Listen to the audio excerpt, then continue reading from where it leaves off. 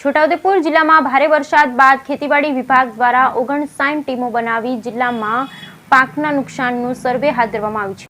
છોટાઉદેપુર જિલ્લામાં 3 દિવસ સતત ધોધમાર વરસાદ વરસ્યો. જિલ્લામાં સરેરાશ 10 ઇંચ જેટલો વરસાદ નોંધાયો. ભારે વરસાદને કારણે પાકને નુકસાન થયા હોવાના અનુમાનને લઈ ખેતીવાડી વિભાગ દ્વારા સમગ્ર જિલ્લામાં સર્વેની કામગીરી હાથ ધરી છે. છોટાઉદેપુર જિલ્લામાં કપાસ, સોયાબીન, તુવેરનું અને મકાઈનું વધુ વાવેતર કરાયું છે. હાલ સર્વેની કામગીરી ચાલી રહી છે. તેમ છતાં ખેતીવાડી વિભાગ દ્વારા ખેડૂતોનો જો નુકસાની હોય તે વિસ્તારનો ગ્રામ સેવકોનો સંપર્ક સાધવા અપીલ કરવામાં આવી છે.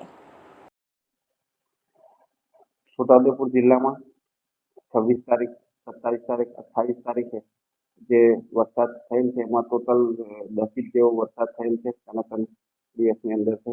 એમાં સૌથી વધારે વરસાદ છોટાઉદેપુર તાલુકામાં નોંધાયેલો છે અને સંખેડા તાલુકામાં 6 ઇંચ જેવો વરસાદ નોંધાયેલો છે. અને ખાસ કરીને જે વરસાદ થયેલો છે એમાં ખેતીવાડી શાખાના જે ગ્રામ સેવક છે, વિસ્તૃત અધિકારી છે, મદદનીશ ખેતી નિયામક છે, એના મારફત નુકસાની બાબતનો પ્રાથમિક અંદાજો મેળવવા માટેની ટીમો બનાવેલી છે અને જે હાલ ફિલ્ડ કક્ષાએ કામગીરી કરી રહી છે.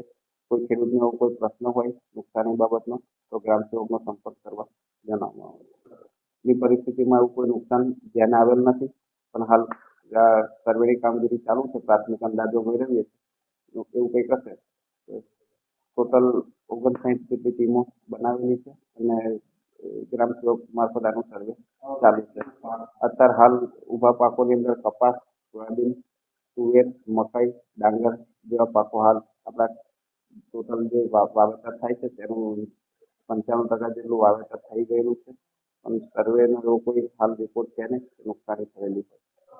100% ખેતીલાયક વરસાદ છે અને ધીમી ધારે જે વરસાદ થયેલ છે એનાથી પાકને હાલ કોઈ નુકસાની થાય એવું અંદાજો